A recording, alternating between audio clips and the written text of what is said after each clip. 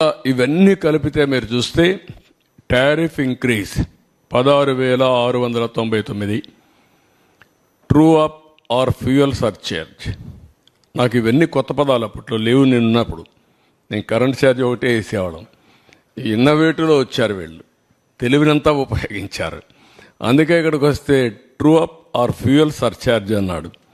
5,886 కోట్లు వేశారు.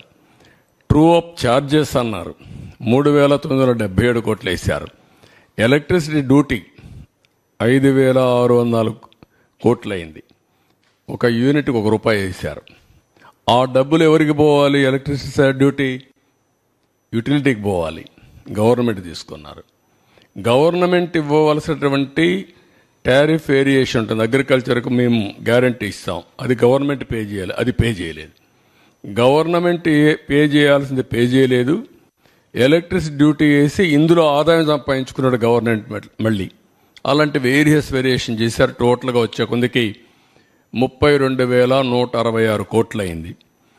ఇందులో మీరు చూస్తే 8,180 కోట్లు ఒక్క డొమెస్టిక్ కన్జ్యూమర్స్ పైన పడింది. ఆవరేజ్ టారిఫ్ డొమెస్టిక్ కన్జ్యూమర్స్ మీరు చూస్తే ₹3.87 నుంచి ₹5.63 పెరిగింది. అంటే 45% డొమెస్టిక్ అంటే ఇంటికి వాడే వాళ్ళపైన కరెంట్ ఛార్జ్ పెరిగాయి. పూర్ కన్జ్యూమర్స్ ఎక్కువ సఫర్ అయ్యారు. పేదవాళ్ళ మీద భారం ఎక్కువ పడింది. అంటే 78-99% వాళ్ళ మీద పెరిగింది. ఇంకొక పక్కన మిడిల్ క్లాస్ చూసి 29% పెరిగింది. మొత్తం 1,53,00,000 మంది కన్జ్యూమర్స్ సఫర్ అయ్యారు. ఇంకొక పక్కన పెండింగ్ ఉంది. ఇప్పుడు మళ్ళీ 17,137 కోట్లు ట్రూ అప్ ఫ్యూయల్ ఛార్జెస్ ఏపీఆర్సీలో పెండింగ్ ఉన్నాయి. ఇది మోర్ రిలవెంట్. 50 యూనిట్లు వాడే వాళ్ళందరికీ ₹1 నుంచి ₹1.99 పెరిగింది. 100 యూనిట్లు వాడే వాళ్ళకి ₹2.44 నుంచి ₹4.53 పెరిగింది. 86% పెరిగింది.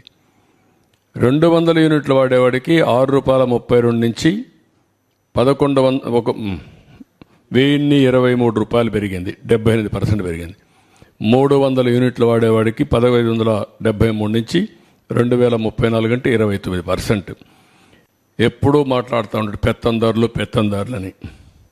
ఈ పెత్తందారు చేసిన పనికి పేదవాడు చితికిపోయే పరిస్థితి వచ్చింది. పేదవాడి మీద భారం పడింది. పేదవాళ్ళు నడ్డి విరిచే పరిస్థితికి వచ్చాడు. అన్నింటికంటే ముఖ్యంగా 50 యూనిట్లు వాడిన వ్యక్తులపైన 98% పెంచారు. 100% భారం మోపారు. అందరికి ఇబ్బంది ఏంటంటే పవర్ ఇంటరప్షన్స్ లేకుండా చేసే బాధ్యత నాది. అది రేపు ఎల్లుండి చేస్తాం. ఇప్పుడే చెప్తున్నా మీ అందరి ముందర, మా విజయానందకి ట్రాన్స్కోకి అందరికీ చెప్తున్నా, we are very clear. I'm very clear. Everywhere meters ఉంటాయి. Be careful. ఎవడైనా సరే ఎక్కడైనా సరిగా పని చేయకపోతే ఆ రికార్డు తీసుకొని will take firm action. Voltage ఉంటుంది, ఎప్పుడు కట్ అయ్యేది ఉంటుంది, అప్ టు సబ్స్టేషన్ వరకు ఉంటుంది, ఈవెన్ ఇంటి వరకు కూడా ట్రాక్ చేసే అవకాశాలు ఉన్నాయి. కాబట్టి ఎక్కడైనా సరే అది ఉంటే ఆ సిస్టమ్ ఎస్టాబ్లిష్, ఆ సిస్టమ్స్ కూడా చంపేశారు. ఒకప్పుడు ఇక్కడ కంట్రోల్ రూమ్ పోతే యూ కెన్ మానిటర్ ఎవ్రీథింగ్. ఇప్పుడు ఆ రికార్డ్స్ కూడా లేకుండా చేశారు. వీళ్ళు కూడా డిస్టర్బ్ చేశారు. వీళ్ళు వచ్చిన తర్వాత ఎవడు పట్టించుకోదు, వీళ్ళు పట్టించుకోడు, వదిలేశారు. Now I'm asking them, current కోతలు అనేది రాకూడదు, లో వోల్టేజ్ ఉండకూడదు, కరెంటు క్వాలిటీ ఇవ్వాలి. దట్ నిన్న మొన్న కూడా కొన్ని కంప్లైంట్స్ వస్తున్నాయి. You alert everybody by taking teleconference and video conference. Not ఎవన్ single complaint రావడానికి వీల్లేదు. ఒరిజినల్గా మీరందరూ గుర్తుపెట్టుకోవాల్సింది, ఒరిజినల్గా రిఫార్మ్స్ తెచ్చిన ముఖ్యమైన ఉద్దేశం ఏంటంటే నాణ్యమైన కరెంటు తక్కువ ధరకు ఇవ్వడానికి పవర్ సెక్టర్ రిఫార్మ్స్ తీసుకొచ్చాం. అందుకే ఎలక్ట్రిసిటీ డిపార్ట్మెంట్లో మీరు చూస్తే అన్ని డిపార్ట్మెంట్ల కంటే ఎక్కువ శాలరీస్ ఎలక్ట్రిసిటీ డిపార్ట్మెంట్లో ఉంటాయి.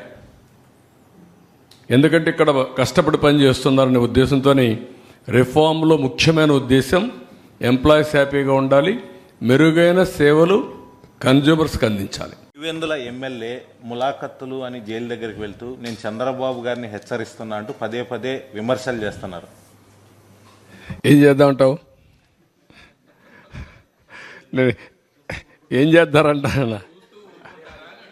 అదే నేను చెప్పేది కాదు, ఇట్లే మాట్లాడుతూ ఉంటారు. ఇప్పుడు ఇంకోటి కూడా గుర్తుపెట్టుకోవాలి, రాజకీయ ముసుగులో కరుడుగట్టిన నేరస్తులు వచ్చి రాష్ట్రాన్ని లూటీ చేసి ఆ లూటీ చేసిన డబ్బులతో ఎక్కడికక్కడ బ్రైవింగ్ ఇచ్చేసి వ్యవస్థలకే ఒక ఛాలెంజ్గా తయారైపోయారు.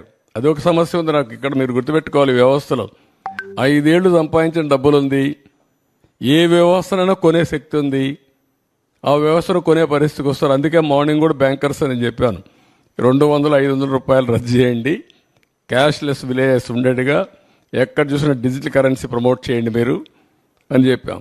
అవన్నీ ఏంటి మనం చెప్పేట్టు లాంగ్ టర్మ్లో ఒక వాల్యూ బేస్డ్ ఇవన్నీ. కానీ ఇప్పుడు ఎట్లా ఫేస్ చేయాలి ఇవన్నీ ఉంటాయి.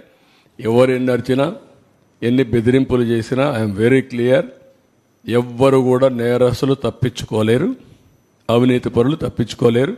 ఎక్కడ విక్టిమైజేషన్ ఉండదు ఈ గవర్నమెంట్లో. ఈ గవర్నమెంట్లో ఒకటే ఉంటుంది, ఫర్మ్గా ఉంటుంది గవర్నమెంట్, ఎవ్వరికి భయపడదు, సిస్టమేటిక్గా ఉంటాం. ఎవరు తప్పు చేసినా, ఎవరు రాజకీయ ముసుగులో బెదిరించాలన్నా ఆ బెదిరింపులకు ప్రభుత్వం భయపడదు.